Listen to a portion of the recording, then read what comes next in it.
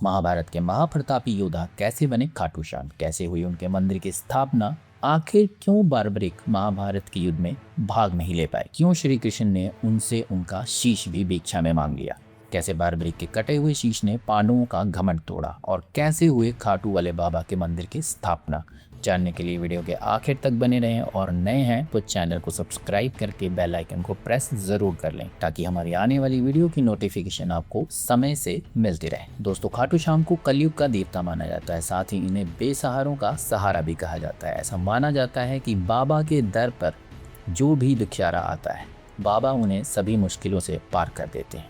इसीलिए तो कहा जाता है हारे का सहारा बाबा श्याम हमारा। बाबा खाटू श्याम कोई और नहीं बल्कि महाबली भीम के पोते और घटोत्कच के पुत्र बर्बरिक हैं। जी हाँ, वही बर्बरिक जिन्हें महाभारत की रणभूमि में सबसे वीर, शक्तिशाली और योद्धा माना गया है। वो दुनिया के सर्वश्रेष्ठ धनुर्धर थे। उनके पास 3 चमत्कारी बाण थे जो उन्हें भगवान शिव से वरदान के रूप में प्राप्त हुए थे। इनमें से एक निशाना साधने के लिए, दूसरा उसे खत्म करने के लिए और तीसरा सभी टारगेट्स यानी सभी निशानों को इकट्ठा करने के लिए। कहते हैं कि महाभारत के युद्ध को खत्म करने के लिए बार्बरिक के ये 3 बाण ही काफी थे जो एक बार में ही दुश्मन की पूरी सेना को समाप्त कर सकते थे और अपने इसी शक्ति के बलबूते पर वे खाटू श्याम के रूप में पहचाने गए। पर कैसे, चलिए समझते हैं। महाभारत की कथा के अनुसार जब महाभारत का युद्ध होने जा रहा था तब बार्बरिक ने भी इसमें हिस्सा लेने की इच्छा जाहिर की, लेकिन वो समझ नहीं पा रहे थे कि उन्हें किसका साथ देना चाहिए,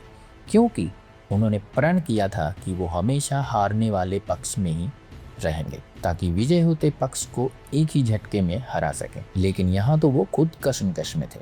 इसलिए वो अपनी माँ अहिल्यावती के पास गए और कहा, माँ अब तुम ही बताओ मैं किसका साथ दूं।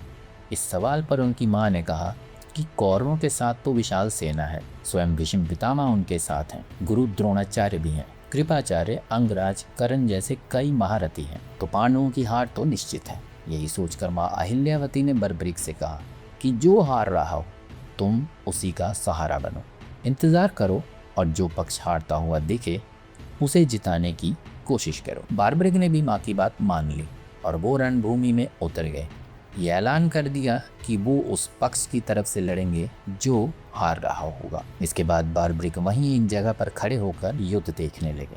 लेकिन जब श्री कृष्ण को ये बात पता चली तो वो चिंता में पड़ गए, क्योंकि श्री कृष्ण अच्छे से जानते थे कि महाभारत के युद्ध में कौरव नहीं बल्कि पांडव जीतेंगे। लेकिन अगर बार्बरिक कौरवों की तरफ से मैदान में आए तो पांडवों की हार निश्चित है। इसी चिंता में भगवान श्री कृष्ण बार्बरिक के पास पहुंचे और वहां मौजूद एक पेड़ के नीचे खड़े हो गए।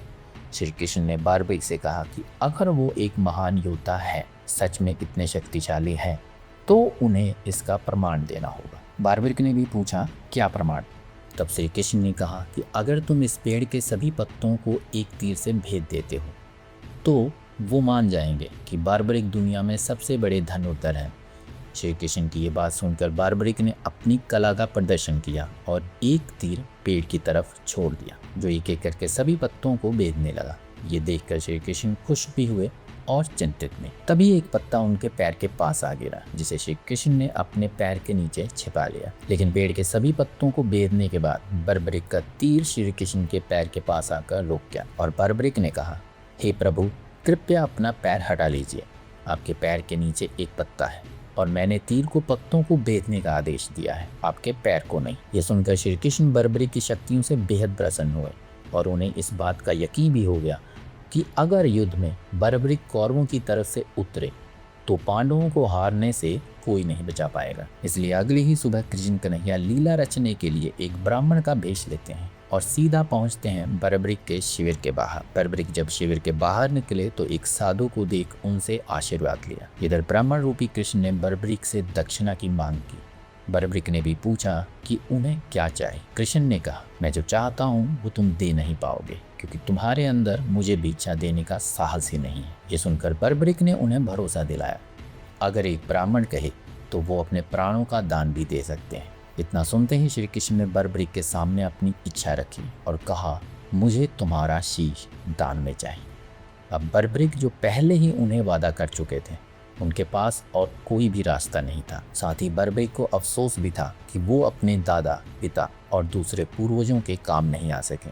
वो रणभूमि में उनका साथ नहीं दे पाएंगे, लेकिन वचनबद्ध होकर उन्होंने अपना शीश दान कर दिया, बिना ये जाने कि वो ब्राह्मण नहीं बल्कि स्वयं श्री कृष्ण है। अब बर्बरिक के शीश दान करते श्री कृष्ण अपने असली रूप में आ गए, जिन्हें देखकर बर्बरिक मन ही मन बहुत दुखी हुआ।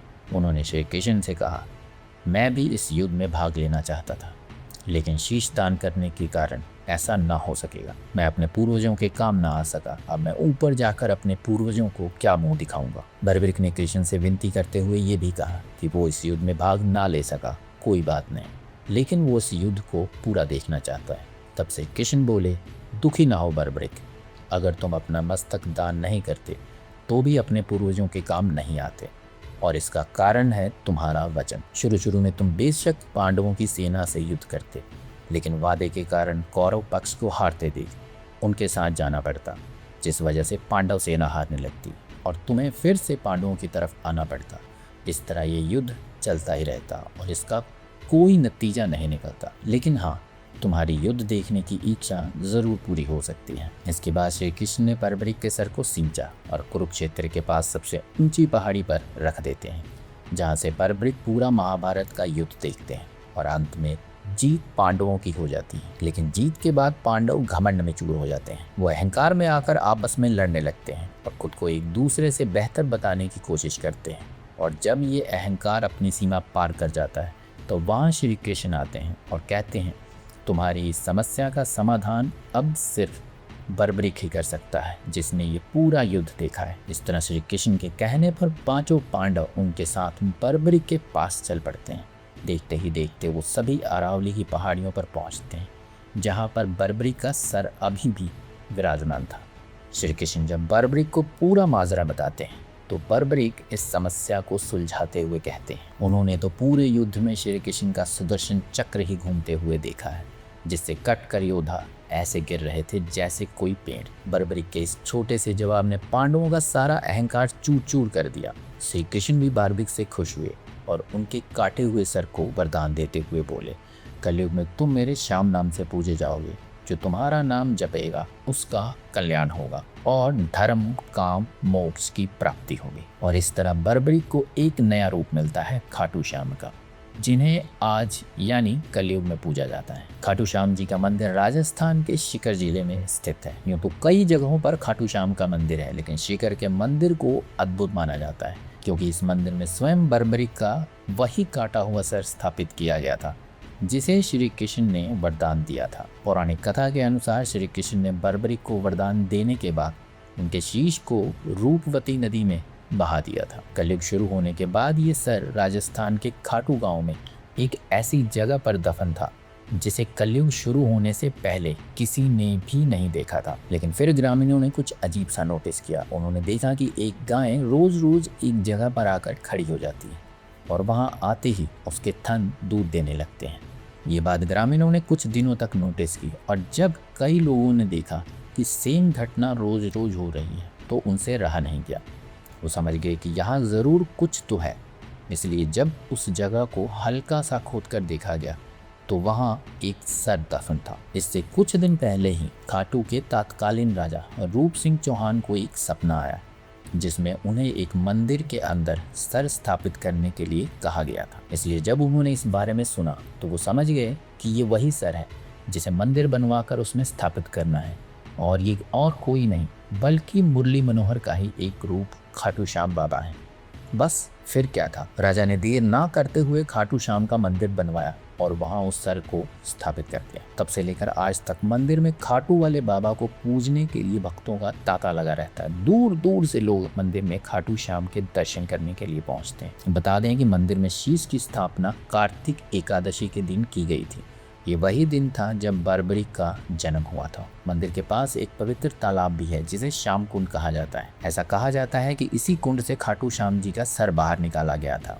इसलिए आज भी भक्तजन इस तालाब में डुबकी लगाते हैं, क्योंकि मान्यता है कि तालाब का पानी इतना पवित्र है कि गंभीर से गंभीर बीमारी इसमें स्नान करने से दूर हो सकती है।